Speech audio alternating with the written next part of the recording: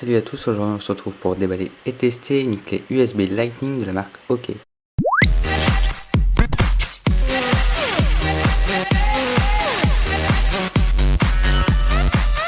Si vous manquez de place sur votre iPhone ou iPad ou tout simplement que vous souhaitez transférer ou sauvegarder des éléments de votre iPhone vers votre Mac ou Mac vers iPhone, cette clé USB de la marque OK vous permettra de sauvegarder toutes vos photos, vidéos et contacts très simplement sur la clé pour les transférer vers un Mac ou un PC. On se propose de déballer le produit. Au niveau de la face avant on retrouve le logo OK ainsi qu'un petit aperçu de la clé qui donc ici est de couleur noire. A noter que cette clé est certifiée MFI Made for iPhone, ce qui veut dire que Apple a authentifié cet accessoire et que iOS n'affichera pas de message d'erreur lorsque vous brancherez cette clé sur votre iPhone.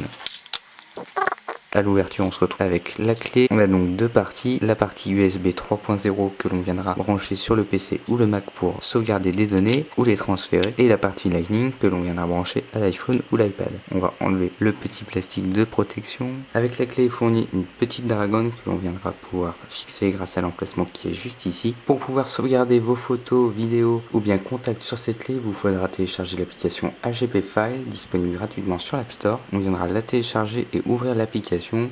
Une fois dans le menu de l'application, on trouve donc le pourcentage mémoire restante et utilisée sur votre iPhone. Ici on voit que j'ai 14 Go d'occupé sur les 32 Go disponibles dans la mémoire interne de cet iPhone. Il s'agit d'un iPhone 7 32 Go. L'application est assez bien faite. Dans la page d'accueil, on peut par exemple éditer l'ordre des contenus ici et les interchanger en fonction de ce qu'on utilise le plus souvent. Dans les options, on peut cacher les fichiers verrouillés, renommer l'extension des fichiers ou par exemple ajouter des mots de passe. Ici, concernant les vidéos à prendre, on peut choisir la qualité que l'on souhaite. Cela prendra donc plus ou moins de place en fonction de la qualité choisie sur la clé. Ici, on va mettre le plus élevé, ça prendra donc par conséquent plus de place sur la clé. Et on peut choisir de vider le cache de l'application et on peut choisir différents thèmes, ce qui change la couleur de l'application. Ici, on va prendre la couleur orange. Dès que l'on branche la clé, on peut par exemple synchroniser automatiquement ses contacts ou les photos. Et enfin, on a une autre section qui s'appelle Haute, dans laquelle on trouve le manuel d'utilisation de l'application. On voit que la clé a bien été synchronisée puisque l'on retrouve la section externe où l'on voit la capacité disponible sur la clé. Ici, on a les différentes sections sur la page d'accueil. On a caméra, on pourra directement enregistrer des vidéos et des photos sur la clé sans passer par le stockage local sur l'iPhone. Ici, les albums sauvegardés, c'est-à-dire qu'il s'agit des albums de votre app photo sur iOS. Ici, on pourra enregistrer directement de l'audio sur la clé. On pourra sauvegarder les contacts,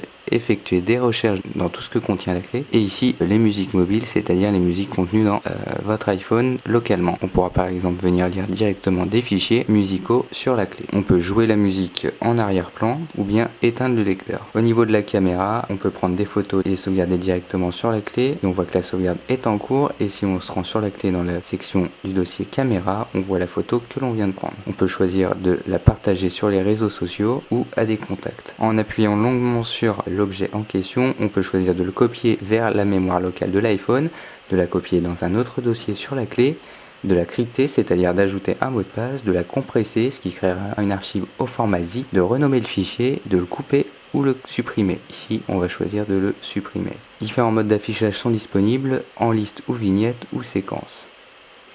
Séquence permet de trier les différents dossiers et l'affichage nous permet de modifier l'affichage du contenu.